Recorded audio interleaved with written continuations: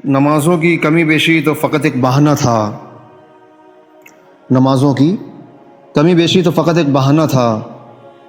خدا خود چاہتا تھا کہ میرا پیارا بار بار آئے۔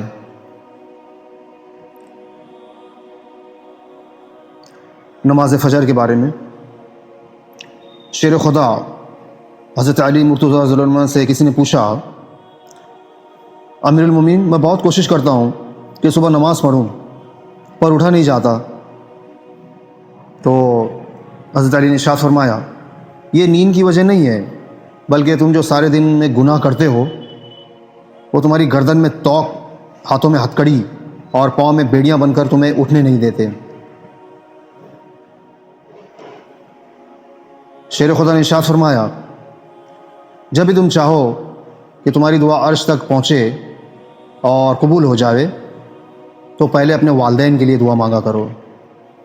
سبحان اللہ۔ شیر خدا نے ارشاد فرمایا، کسی پہ تب تک بھروسہ نہ کرو، کسی پہ تب تک بھروسہ نہ کرو جب تک اسے اپنے لیے غصے میں نہ دیکھ لو۔ شیر خدا نے ارشاد فرمایا، 3 اصول، اس سے ضرور معافی مانگو جسے تم چاہتے ہو، اس سے کبھی کچھ نہ چھپاؤ جو تم پر اعتبار کرتا ہو، اسے کبھی مت چھوڑو جو تمہیں چاہتا ہو۔ شیر خدا نے فرمایا، لوگوں سے یاد کرنے کا شکوہ مت کرو، کیونکہ جو انسان اپنے رب کو بھول سکتا ہے وہ سب کو بھول سکتا ہے۔ حضرت علی نے ارشاد فرمایا، کسی کو تم دل سے چاہو اور وہ تمہاری قدر نہ کرے تو یہ اس کی بدقسمتی ہے، تمہاری نہیں۔ حضرت علی نے ارشاد فرمایا، زندگی کے ہر موڑ پر صلح کرنا سیکھو، کیونکہ جھکتا وہی ہے جس میں جان ہوتی ہے، اکڑنا تو مردے کی پہچان ہوتی ہے۔ حضرت علی نے ارشاد فرمایا، انسان کی فطرت ہے لا حاصل کے لیے روتا ہے اور حاصل کو رلاتا ہے۔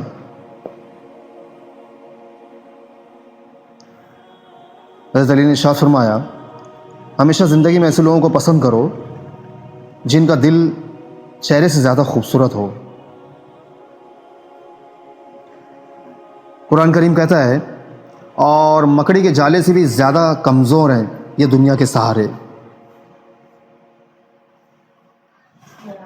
حضرت علی نے ارشاد فرمایا، جب لوگ تمہیں تکلیف میں اکیلا چھوڑ دیں تو اللہ پاک کا شکر ادا کیا کرو۔ کیوں؟ کیونکہ تم وہ خوش نصیب ہو جس کے کام کا ذمہ اللہ پاک خود لینا چاہتا ہے، اس لیے مایوس ہونے کی ضرورت نہیں ہے۔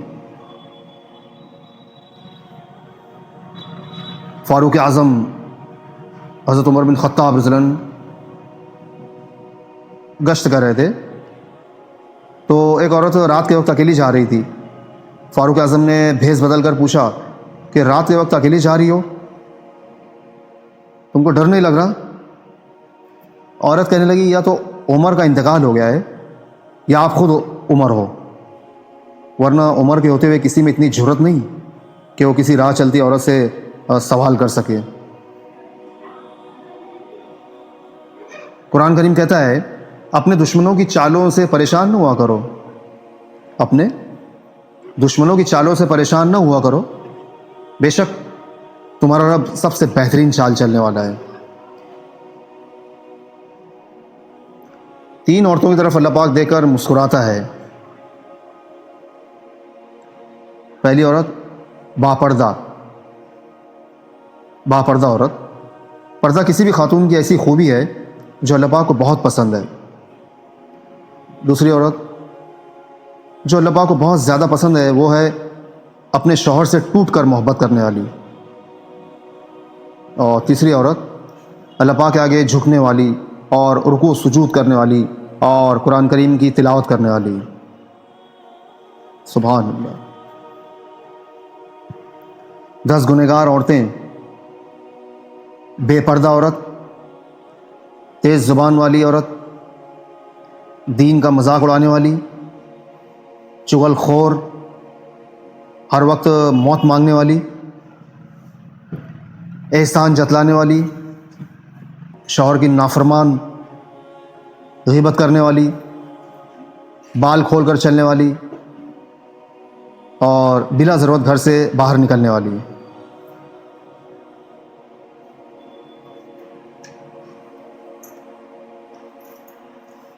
عورت کوئی کھلونا نہیں ہے، عورت کوئی کھلونا نہیں ہے اور نہ ہی زحمت ہے۔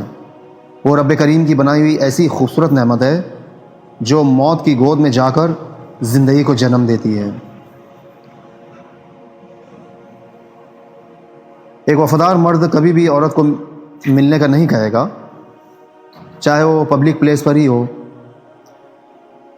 وہ ان لفظوں میں بات مکمل کر دے گا کہ مجھے آپ کی عزت زیادہ عزیز ہے، مجھے آپ کی عزت زیادہ عزیز ہے۔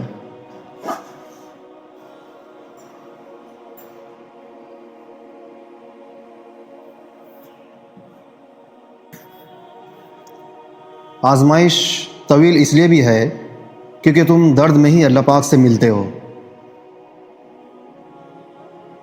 خوشیوں میں عموماً جو ہے لوگ اللہ پاک کو فراموش کر دیتے ہیں۔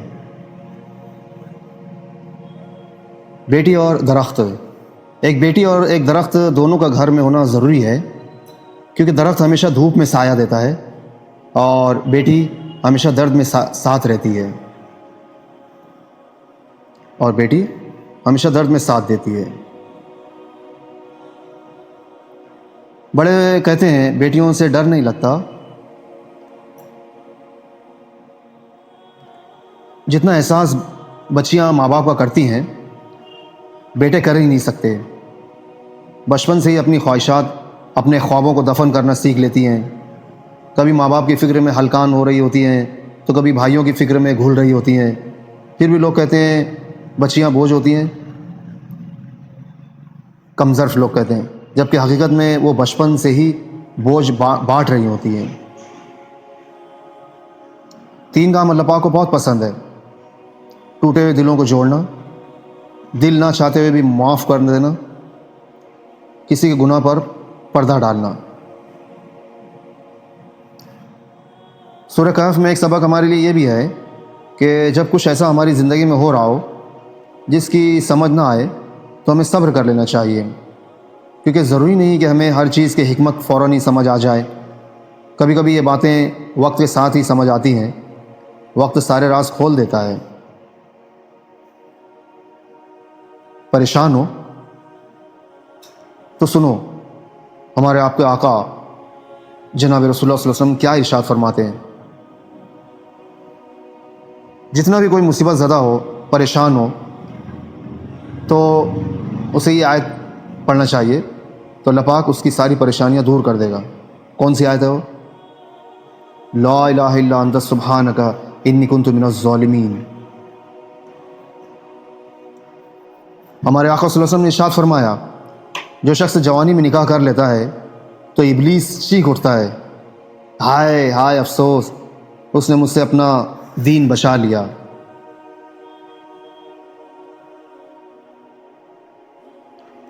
حسن یوسف سا ہو یا صورت بلال جیسی، حسن یوسف سا ہو یا صورت بلال جیسی، دوستی روح سے ہو تو ہر روپ کمال لگتا ہے۔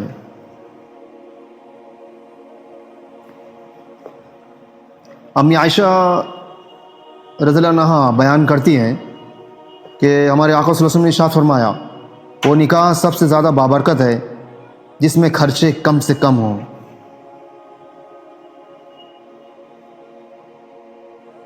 صرف قرآن پاک ہی وہ سچا دوست ہے جو قبر میں بھی ہمارا ساتھ دے گا۔